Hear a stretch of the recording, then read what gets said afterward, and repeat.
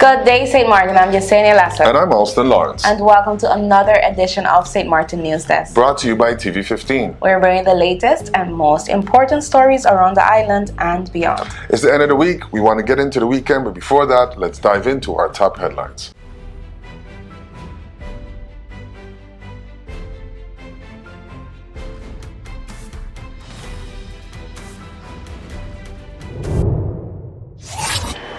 A tragic workplace accident claimed the life of a construction worker in Indigo Bay on Monday afternoon, June 23rd.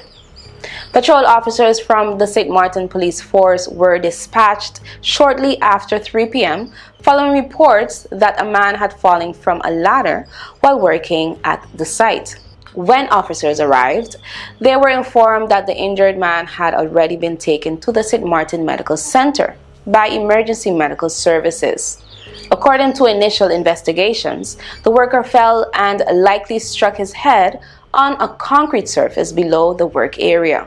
Sadly, on Tuesday, June 24th, authorities confirmed that the victim had succumbed to his injuries.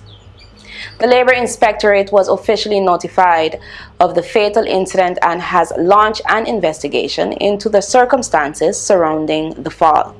Authorities are now working to determine whether safety protocols were followed and what led to the accident. 5 inmates were arrested this week as suspects in the ongoing investigation into the May 14th fire at Point Blanche Prison. The men were questioned on Wednesday, June 25th at the Phillipsburg police station before being returned to prison to continue serving their sentences. The fire broke out during a disturbance in which several inmates reportedly refused to return to their cells. Emergency services, including police, firefighters, and military personnel, were deployed to contain the situation. The fire was brought under control the same evening and no injuries or fatalities were reported. In the aftermath, some inmates were relocated for safety while damage assessments and repairs to the facility were swiftly initiated. The Ministry of Justice confirmed that restoration efforts have been ongoing to return the prison to full functionality. The investigation is being led by the police under the direction of the prosecutor's office, which stated that the suspects remain in custody. No additional details were released as authorities continue gathering evidence and conducting interviews to determine criminal responsibility. Nuto Wawoe, alleged no-limit soldier's second-in-command, denied ordering 6 targeted killings during the opening of his high-security trial in Curaçao on Monday. Accused of orchestrating murders and attempted murders between 2016 and 2017 in Dutch and French St. Maarten, Wawoe told the court he never ordered anyone's death. Prosecutors link the attacks to revenge for the 2015 murder of Wawoe's girlfriend, Latoya Flanders. They cite recorded prison conversations and decrypted PGP messages as evidence. Wawoe claims authorities misinterpreted his grief-fueled remarks and mistranslated his words from papiamento. He also charged with drug trafficking, money laundering, and involvement in the deadly 2014 Hato airport shooting in Curaçao.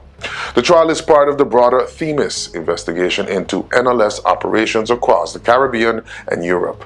Wawoe, arrested in the Dominican Republic in 2021, faces life in prison if convicted. The trial continues this week with a verdict expected in September.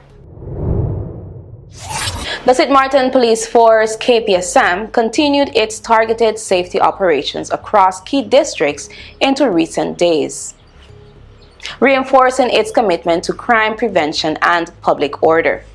Officers carried out proactive controls in Middle Region, Dutch Quarter, and Nazareth, focusing on firearm and narcotic law enforcement. Several individuals loitering near supermarkets and public spaces were stopped, checked, and directed to leave the premises where necessary. One suspect, wanted for attempted manslaughter and other serious crimes, was arrested and taken to the Phillipsburg police station for further investigation. These actions are part of KPSM's broader operational strategy to reduce illegal activity and enhance community safety. Police have confirmed that such efforts will continue over the coming weeks. With the school year winding down, KPSM also urged parents and guardians to engage minors in positive, structured activities during the summer break to help prevent loitering and unruly behavior. The public is encouraged to stay alert and report any suspicious activities anonymously via the tip line 9300 or by calling 542-2222. Bust the chains cool effect. Run around and that's your mouth. Vibe is the bad thing people talking about. Run on the switch. Hello. Chin. I say you're calling your mouth. Hey, hey, let's have up. Let's have up. Let's have up. I want you to bend down, bend up. I want you to walk up, walk up. I want you to bend down, bend up. Lady, to the rock man. No, you got a problem on your damn hand. You give it to the rock man. No, you got a problem on your damn hand. We don't shoot and miss. Go shoot and miss. We don't shoot and miss. Go shoot and miss. We don't shoot and miss. It's hits after hits after hits. For more information, Bust the Chain Cool Effect at Facebook and Instagram. Let's put everything on the table. People always give their opinion, and you can either take it or crunch it. Let them judge. We give in to the most irresistible flavor. We devour every nugget that falls in our hands, especially when it's our crunchy fried chicken. And let the crumbs fly if needed. Let them keep judging. We'll keep indulging. KFC, it's finger licking good.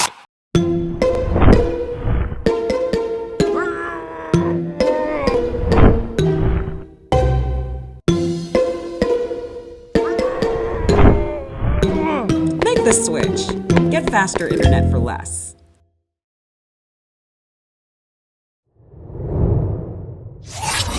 Hey there, it's Busy with the Sunshine Report, straight out of Sunshine City, St. Maarten, bringing you the warmth and the sunshine you need to kickstart your day. So let's dive into today's forecast and see how the skies are treating us.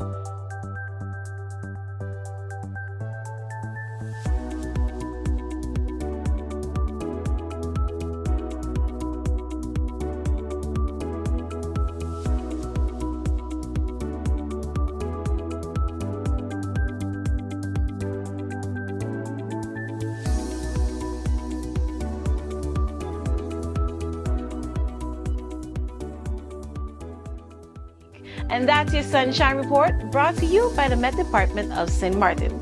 So as you enjoy your week, stay safe, stay friendly. Sunshine City. Thank you for being with me. I'm meteorologist Brian Shields. This is exactly what we've been talking about over the last several days, if not a week now. This flare, pair of the Cayman Islands, Jamaica right here, this big blob here. Now, you could see it with some brighter colors, these whites telling me we have tall cloud tops, a lot of tropical rain. That is a huge concern. This is going to swing toward Belize, Honduras, still parts of Nicaragua. That's why I mentioned that very high flood threat. Will this develop? I am not seeing signs of development out of this, right? There's a lot going on in the environment. Up above our heads, there's a little bit of wind shear, which is a good thing. Also, this area is shifting toward land. I'll always watch for any signs of development. Regardless, the biggest threat out of this will be really heavy rain. The flooding rain is going to persist, where we'll track that, and dust moving in, more surges of dust into the Caribbean. We swing out here into the Atlantic while we have some of the dust in the eastern Caribbean. A few tropical waves out there, and yes, they are hanging together. Another one coming off the coast of Africa. As it comes off, it won't look as impressive as it marches across. Nonetheless, these tropical waves will continue to pump into the Caribbean, add moisture to the Caribbean. We have just started the hurricane season. Fortunately, no-name systems right now, but unfortunately, this huge area of rain right on the edge of the Cayman Islands. Grand Cayman, that's where we could pick up some showers today. Watching the dust moving in even more so. Antigua, Barbuda, Puerto Rico, all the way back toward parts of Jamaica, Cuba. Now, we'll get a few scattered storms around from Jamaica north back through the Bahamas. See that little pocket of rain? Watching the northern Bahamas today, watching near Freeport and New Providence. Now, as we work our way into tomorrow, this big blob, if you will, will, swings into Central America, Yucatan Peninsula, Merida, Campeche, Cozumel, Ladyville, Hopkins, back into Belize, seeing that rain, Guatemala, El Salvador, still Nicaragua on Saturday. You can see all of this moisture pumping in, and then we'll watch out for some development just off the coast of Mexico, Guatemala, and El Salvador. I'll zoom down to this. Hang with me in a second, and then I want to shift to the north with some of the severe weather back toward the U.S. Now, watching some of these tropical waves moving toward the Caribbean. You see on Saturday, St. Lucia, Barbados, we could get a few passing showers, and then as we go forward into Sunday, watching this area trying to develop hit or miss storms elsewhere, but new tropical waves that will be moving in, right? Not seeing signs of development out of them yet, and as they move in, they could weaken a little bit, but you see Monday, this new tropical wave moves into Trinidad, for example, Grenada, St. Vincent the Grenadines, an increased chance of rain on Monday in the southeastern Caribbean, still lots of rain in Central America, and then moving forward, still watching near the Bahamas. There's kind of an upper level spin, not tropical if you will, giving that chance of rain. So again, northern Bahamas, better chance of rain, but these tropical waves will continue to march across next week. So extreme areas of flooding, parts of Central America. Flossie could develop near the southern coast of Mexico, watching the southeast U.S. That's where we're going to see scattered storms, but with that, off the southeast coast of the U.S., there could be a little development by next week, and monitoring the dust. And of course, we've had a few more earthquakes over the last few days. I'll keep an eye on that. The next named storm in the Atlantic Basin is Barry. Andrea formed for basically a few minutes out there to the northeast of Bermuda. So the next name on the list is Barry. Thank you for being part of this channel. Have a great day. It's hurricane season. Are you prepared? Here are a few tips to remember to help keep you and your family safe. If you're not in an area that is advised to evacuate and you decide to stay in your home, plan for adequate supplies in case you lose power and water for several days and you're not able to leave due to flooding or blocked roads. This hurricane season, make a family emergency communication plan. This public service announcement was brought to you by the government of St. Maarten.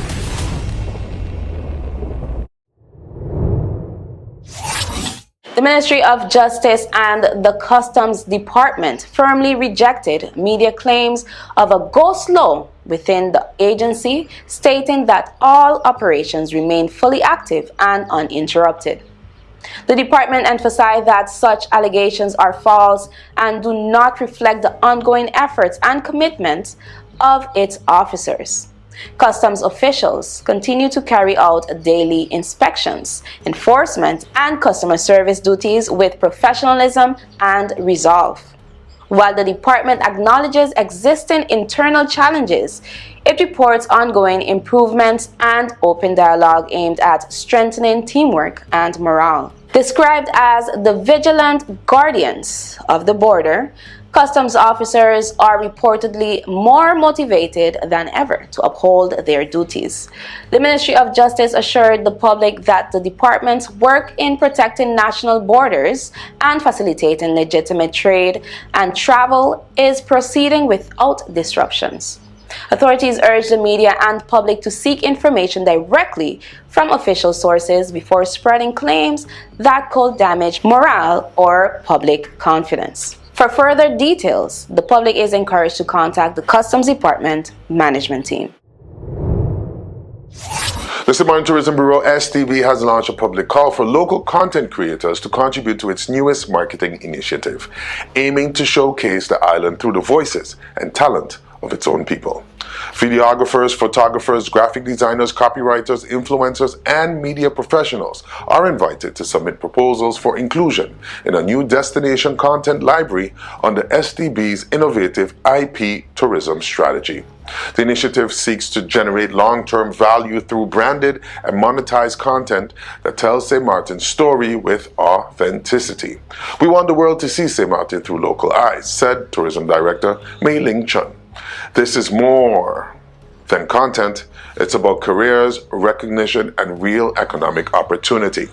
Submissions must be made in response to a request for a quote by July 18th, 2025. Interested individuals and companies are encouraged to contact STB's marketing officer, Louis Hurtault, at louis.hurtault@stmartengov.org to obtain the full scope of work. Proposals should include a portfolio, company background, valid chamber excerpt, crib number, detailed service offerings, pricing, and availability. For questions, contact STB at 1-721-549-0200. The Voices Foundation will host its annual Cultural Ancestral Emancipation Day celebration on Tuesday, July 1st at Emilio Wilson Park under the theme, We Grounded. This year's event will honor local farmers and schools engaged in farming, recognizing their essential role in community sustainability and youth education. Farming is vital for our people and nation, said Voices founder Nkosana Illis. Teaching children about farming, healthy eating, and self-sufficiency helps shape future leaders and entrepreneurs. The family-friendly event is free to the public, gates open at 11 a.m., with food, drinks, arts, crafts, and children's treats available from local vendors. Visitors are encouraged to bring blankets and enjoy a day of cultural connection. The honoring ceremony takes place from 4 to 5:30 p.m., featuring performances by DJ Pebbles, the cultural glamour dancers, Shoshina Stephens, poet Lasana Sekou, and 2025 Calypso King, Yad Fowl. Voices invites the entire community to take part in this meaningful day of remembrance, celebration, and appreciation for those cultivating both the land and the future. Parliament officially approved the draft national ordinance for St. Martin's 2025 budget on June 24th. The decision followed a series of Central Committee meetings that began on June 9th and concluded with a successful vote during Tuesday's public session. Finance Minister, the Honorable Marinka J. Gums, welcomed the approval, thanking members of Parliament for their input and collaboration. She noted that the next step is the formal enactment and implementation of the budget. Now the real work continues, turning plans into action for the benefit of our people, Gums stated. The 2025 budget outlines government priorities and financial planning for the year ahead, marking a key milestone in national governance. The deadline to submit 2024 income tax return forms A and B has been extended to June 30th, 2025. Invitations are being sent by regular mail. If you don't receive one, you must request it. Forms are available online at the Government of St. Martin's website. Taxpayers must submit forms in person at the Tax Administration Office located in the Vineyard Building. Online or email submissions are not accepted. For proof of submission, bring a copy to be stamped. Taxpayers who need an extension must request it before June 30th, 2025.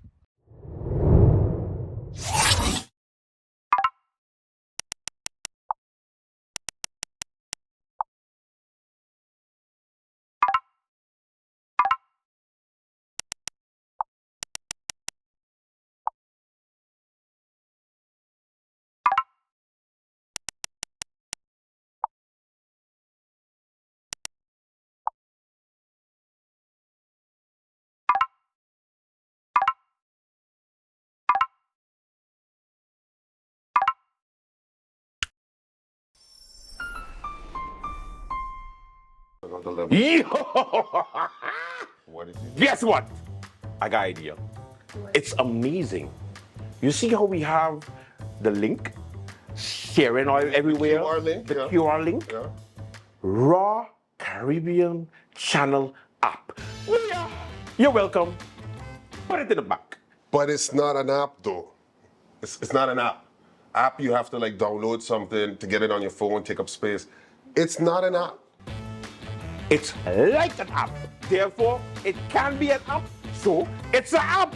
Raw Caribbean TV app. Say it with me, Al. Come on. It's not an app, though. All you got to do with that, it's a link. You take the link, you hit the bookmark, you say add to home screen, and so it shows up like an app icon, but it's not an app, though. Are you a real person? It is an app because you get to watch all the programs from Raw Caribbean at one place. It is an app. I don't know how to explain this to you, but factually and technically, it's not an app. Kind of like we do the news, facts, Yeah. and you do that thing you do. Whoa. Point being, you just go to the QR, you hit bookmarks, and you hit add to home screen, and then you can have the link to, let's give it another name. The app. You want to call it the app? Raw Caribbean TV app. Jess. Yes. Jess, please, give some sense, Jess. Jess. It's kind of like an app. That's why she gets the big bucks. It's not an app, though. It's not a app. What the It's not a app. Ooh, you kiss your mother with her mouth? My God.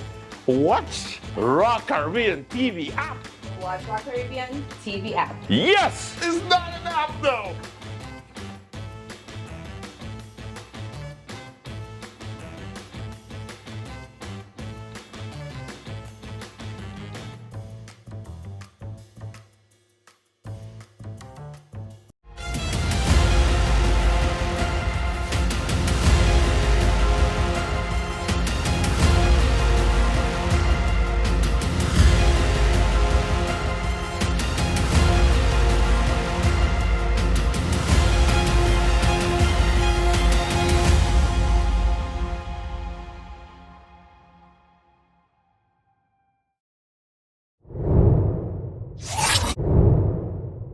The June 2025 Economic Bulletin by CBCS forecast continued growth for Curaçao 3.1% and St. Martin 2.4%, despite global challenges, though slower than 2024.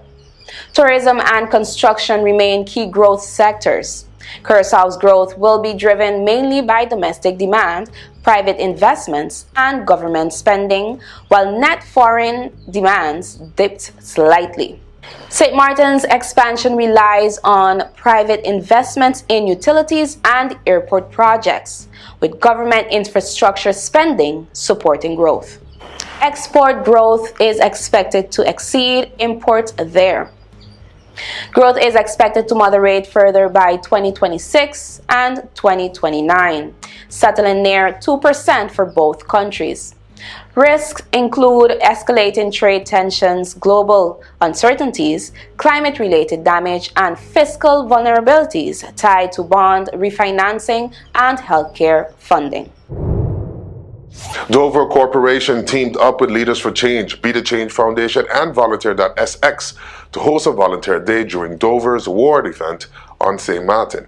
65 global attendees joined local volunteers to assemble 650 kits of food, hygiene, and school supplies, funded by Dover's $3,250 donation and local business support.